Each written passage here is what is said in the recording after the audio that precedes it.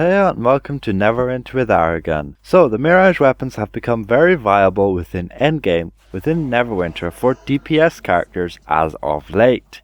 So in this video I'll go over the reason why and how much they'll benefit your character in regards to dealing damage, and along with that, most importantly, I'll show you how best you can go and actually obtain these weapons for yourself and restore them. So I currently don't have any of the Mirage weapons just yet, and I'm going to take the opportunity to go and farm them out. Now, when we look at these Mirage weapons, we can see they have a set bonus there where you will effectively, after you cast an encounter power, gain the Master of Illusion for 10 seconds, where you will summon 3 allies of yourself that will go and fight for you, and they'll do damage with certain powers. And these allies will do 3% more damage and then 10% more damage against enemies with shields and temp HP, which is rarely ever. But anyway, when you summon these guys, they will effectively do damage equal to the power of your primary at will. And normally it will be your first at will here, so for a rogue it will be Sky Flourish. So the power of this Mirage weapon set is that you will effectively have another guy dealing at-will damage all the time.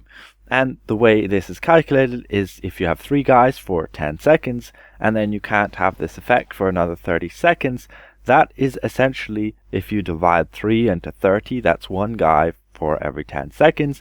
So you're effectively having some guy who will help you out, who will deal as much damage as your primary at will. And this will depend then on the class how much damage this will actually deal. So for a rogue, it's Sky Flourish here with 40 magnitude, which is really good because the cast time on this is really low, and this magnitude, if you take it in consideration of dealing this much damage over time, you can even go and test it out yourself on, let's say, a dummy, and those Masters of Illusion which you summon with the Mirage weapons will effectively deal that exact amount of damage because they will have your statistics as well. So that is the major benefit of this Mirage weapon set. Now, why wasn't it good before the combat change?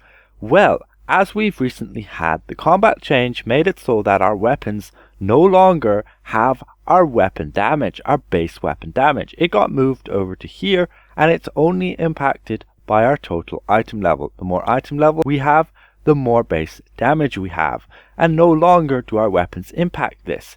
So having a set which has a lower item level is not such a bad thing, and thus you only need your weapons to have a good set bonus to do competent damage. Now, the Mirage weapon set, from testing and talking with people, is doing a whole lot better than the Lionheart set and the Celestial set, which people had to go through the painful grind of to obtain in Tower of the Mad Mage and Zario's Challenge Master. Now, this isn't really a good thing, but it is what it is, and I can't tell you now that this Mirage weapons are going to stay as they are, or that the Lionheart and the Celestial are going to stay as they are. So if you want to grind out this weapon set, do so at your own risk. I'm just going to tell you how and the most effective way to do so. So first things first, you'll have to jump to your campaign store. So you go to the Cloaked Ascendancy campaign and you go to the Ascendancy store, and here's where you'll be able to purchase your weapons. So for the rogue, it's the Faulty Mirage Dagger and the Faulty Mirage Stiletto. So you'll have to go and purchase these using the currency of the Abandoned Treasures and also the Evidence of Evil.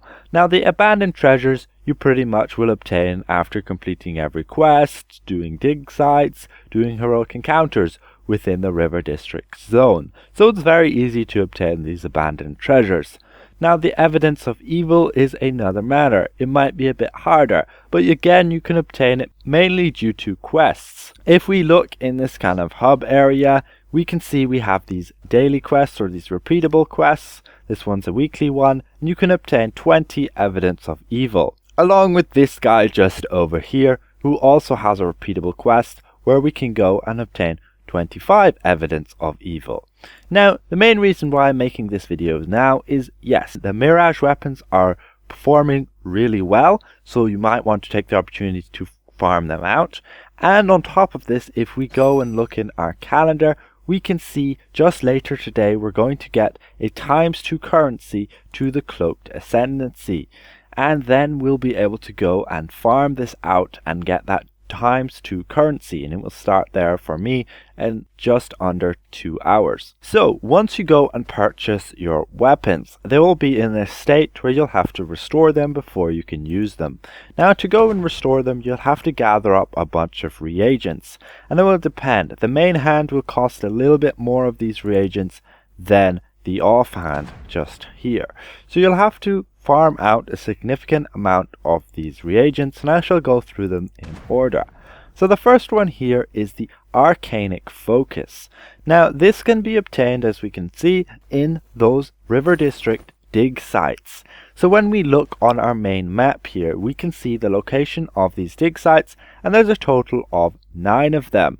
Now the dig sites will have to be in this green state to be able to access this place where the ladder is and enter into the dig site. So we'll just jump over to one of them right there. So here we are at a dig site. You have these bunch of guards who are going to help guard it, and you need to make sure it's in this green state. If it's not, you might have to defend off enemies, and you might even have to go and resupply this place here and commission some like either golems or guards to help protect the place, to put it in kind of the happy state. And once it's done that, you can talk to this guy here with the ladder above his head, and you'll have to purchase a pass. Now you'll only be able to access this dig site once every hour, as you can see there. But once you go and gain access to it, it'll load you up into like a crypt, a sewer, or a dungeon. And in here you'll just simply have to kill a bunch of enemies, progress through and get to the end and get the loot. So in here we can obtain those Arcane Focuses. Now, as you saw with those daily quests that I showed just earlier, you can also obtain those Arcane Focuses from the quests, and that's where you would obtain a lot more of them. So make sure to go and do those daily or weekly quests when you can, to take the opportunity of that. Now the next reagent are these Arcane Magical Writings, and these can be obtained in 2 places, the Heroic Encounters and the dig sites. So we're currently in one of the dig sites, and when we get to the end we'll be able to loot, and we'll be able to get a chance to obtain one of those writings. But if you go and complete Heroic Encounters, you also have a chance to obtain them. It's not guaranteed that you'll always get them, so yeah, you're going to have to be farming quite a lot of Heroic Encounters and dig sites to obtain them. And it's the same with those Arcane Focuses. You don't necessarily obtain an Arcane Focus on every dig site. So thirdly, we go on to the ground Jade, and we can see it's obtained through the campaign and also the dig sites. Now I'm not quite sure what it means by you can obtain it through the campaign itself, but I believe when you complete some of these tasks you'll be able to get it. Those are all like the boon ones. Here we can see we can obtain some ground Jade, and here again, and here some more. So when you complete those tasks in the campaign, you'll be able to obtain some of those reagents needed to upgrade these weapons, and that's why I have some of this currency already. But you can also go and obtain that ground Jade again from those dig sites. So when you finish a dig site, like here you can see I'm in the process of doing a dig site, and we need to basically defeat these hordes of enemies that come. And when we defeat all of the enemies, that's when we'll be able to loot like the cash thing. At the end here we jump up to the altar and we basically loot it, and we see what we get. And here you can see we obtained this ground Jade, and I found it's one of the more frequent things to drop, so it's going to be one of the easiest things to farm out. So finally we have these Enchanted Fleece. Now this Enchanted Fleece is obtained by queuing in the trial, or in the skirmish, the Illusionist Gambit. Now on level 80 you'll only be able to queue into the master version one to obtain the fleece. So when you go and jump in, you'll then just fight hordes of enemies, and then you get a boss, or you get like a swarm of enemies. And when you go and finally defeat that first wave and you get your bronze reward, that is when you can go and you can tell the guy you want to leave, and you'll obtain an Enchanted Fleece. If you stay on for any longer, you won't obtain any more amount of Enchanted Fleece. The rewards pretty much don't change at all. You can maybe obtain a little bit higher quality companion gear, but that's about it. So I recommend as soon as you've got your bronze rank there, after basically the 2 waves of different types of enemies, either a boss or swarm, that's when you quit out and you get that Enchanted Fleece. So you'll have to do this a lot of times. You can see the offhand needs 15 of those fleeces, and the main hand needs another 20 of them. So you'll need to complete this Illusionist's Gambit a total of 35 times to be able to fully upgrade your weapons. Now this isn't such a bad thing, especially since you can complete those Illusionist's Gambits with a good party under 3 minutes. Now the annoying thing with the dig sites is that once you've gone and completed it, you won't be able to access it again for another hour. You can see my current dig site is under siege, so you'll have to kill off the enemies, and once you've done so, then you can basically access the dig site. You probably have to fight a few waves of enemies, as we can see here. And once those are all defeated, you can see it goes basically back to green once you call up some reinforcements. You can see you got some guards, and once it's on green, you'll be able to access the dig site again. But if we jump over here, we won't be able to access it for another hour. I believe we can talk to this guy like the guy just did. It opens the dig site, but you can see it has a cooldown. So you'll only be able to complete all of these 9 dig sites once per hour. You can go around, make sure they're in their happy state of green, and you'll be able to access them.